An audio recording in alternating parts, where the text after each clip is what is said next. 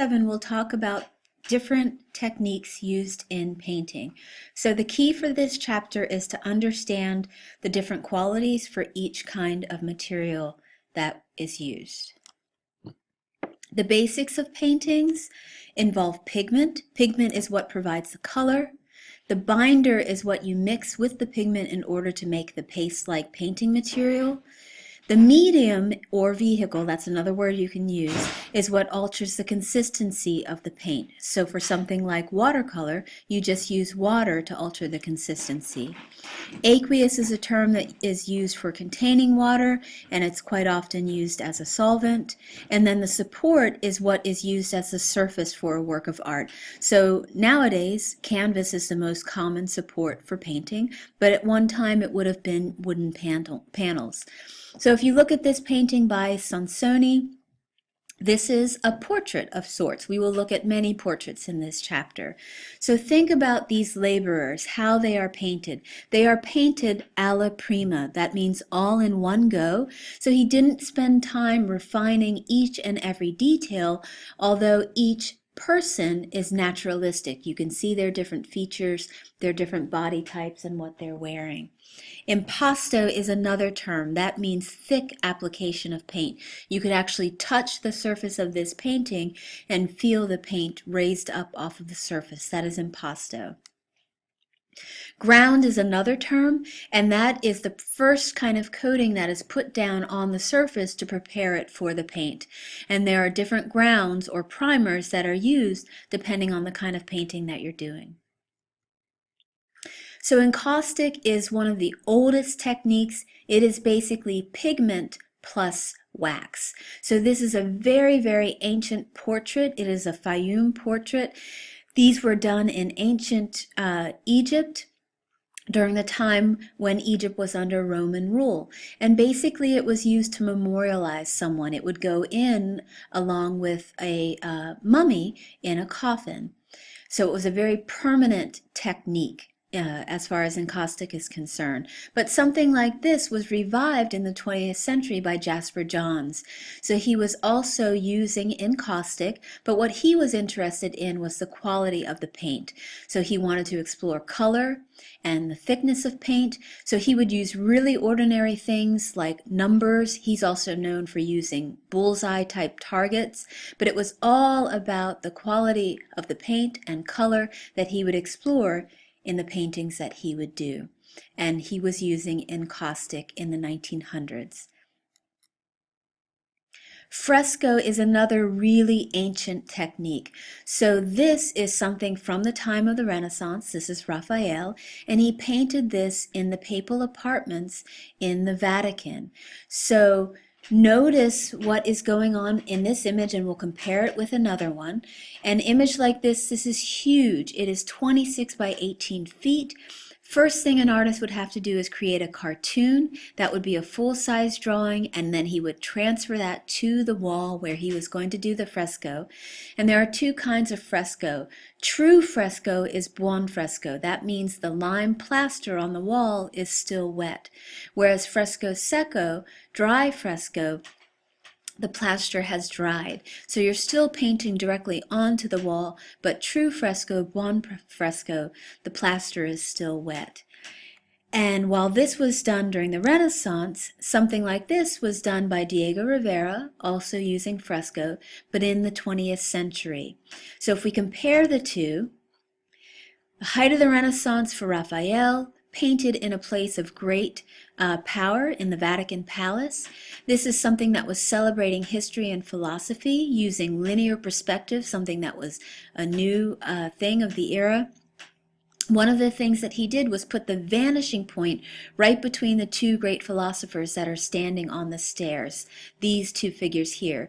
And he also included great artists of the day, like this is believed to be a portrait of Michelangelo, one of his contemporaries. Whereas Rivera, he was someone who was painting in Mexico at a time after a civil war that they had gone through. It was painted at the National Palace, and he's using an ancient technique like that to help connect this work of art to great art history. But his subject matter celebrates Mexican civilizations. It celebrates a time of peace, and all of these figures are doing different things that reflect the kind of art forms of traditional Mixtec culture. Tempera is another old technique as far as paint is concerned, and what was typically used was egg as a binder. So pigment plus egg, which means it's not going to last long. You can only mix up the color that you can use for that day. And it dries very quickly, so it's hard to achieve shading. Something like this would be done slowly over a long period of time. So by the 14 and 1500s, artists begin to focus on oil paint because it gives them more versatility. Once again, you have someone in the 20th century picking up an old technique. This is all about the Great Migration. Jacob Lawrence did a whole series on the Great Migration.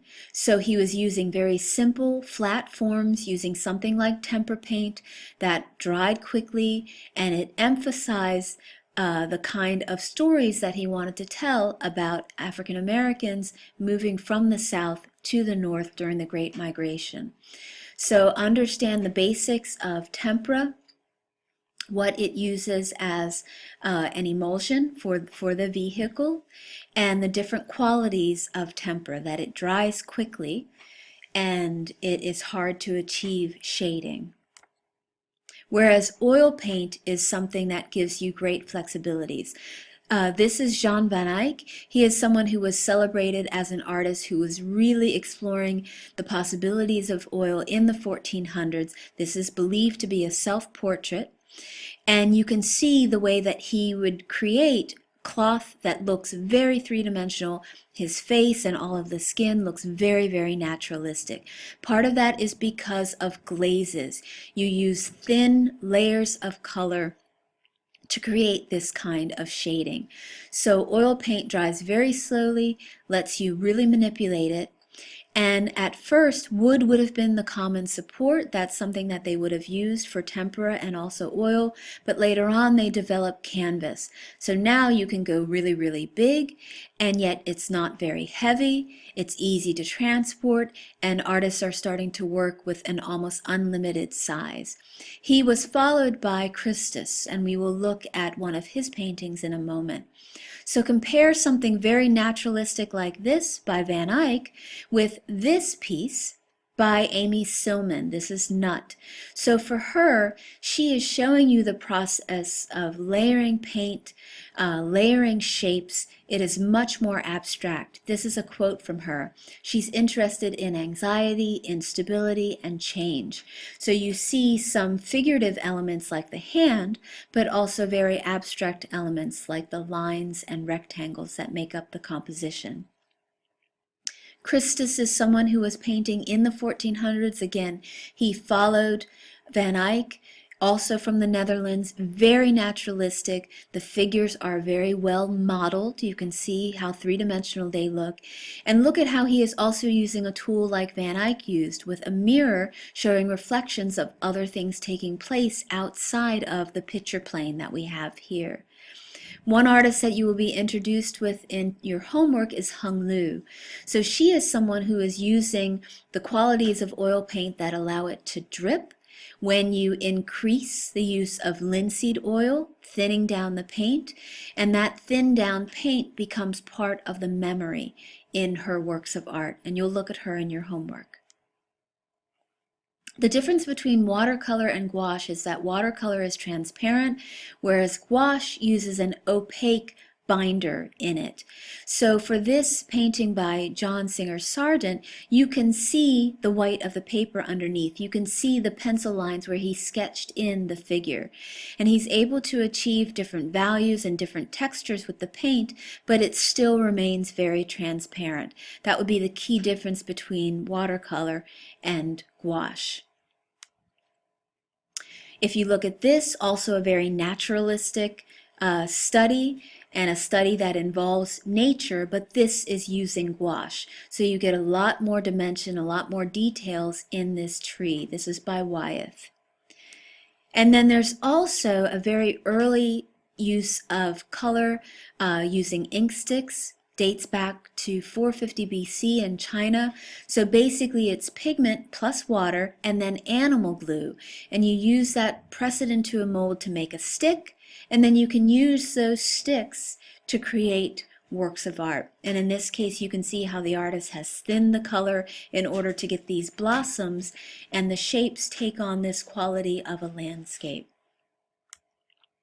Acrylic is a very contemporary medium. It comes 1900s. By the 1950s, chemists have increased the permanence of plastic. Basically, that is the binder in acrylic, which makes it so different from things like oil or watercolor. And yet, acrylic can act like oil or watercolor or gouache because you can keep it thick or you can make it thin.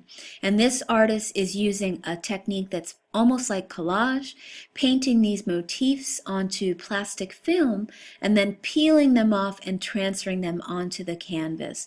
So if you've certainly painted your room at home, you know how you can flake off the acrylic paint from the latex that you use when you're painting a room in your own home. You kind of have a feeling for the quality of what acrylic can do. Because of that quality, you have artists who are making works of art that are off the wall. So if you compare something like this, an artist like Velázquez recording himself in the act of painting, look at this great big easel. This was in your textbook, discussed in your textbook. So he's recording himself in the act of painting. He has a mirror in the background recording the royal couple looking on at him, painting a scene of their daughters. That's what's taking place here. So something like this would have been the approach to painting during the Renaissance. Then you have people like Jackson Pollock in the early 1900s taking the canvas off the wall, dripping paint onto the floor, and now you have an artist like this, Linda Bengalis, and she is actually pouring paint to make a three-dimensional work of art. Mosaic and tapestry are also two ancient techniques that were part of the Renaissance. Mosaic is associated with tiny pieces of glass, or if you go even further back to ancient Greece, tiny pebbles that were used to compose a work of art. So it's a very pointillist-like technique. Each little dot of a stone or small piece of glass called tessera would have made up the composition. And tapestry is something that basically took the ideas of painting and they tried to render those qualities in woven cloth. So the warp is a series of threads in the up and down direction. The weft goes across, and basically using different weave structures and very different fine threads of silk or fine wool, they would basically paint with thread, and that is what tapestry was. Modern artists are also using tapestry, but they're able to use digital processes. So they're able to use looms that are mechanized, where you plug in the information, and with a computer program, you're able to weave different structures so that this piece of cloth looks like an image of smoke on the wall.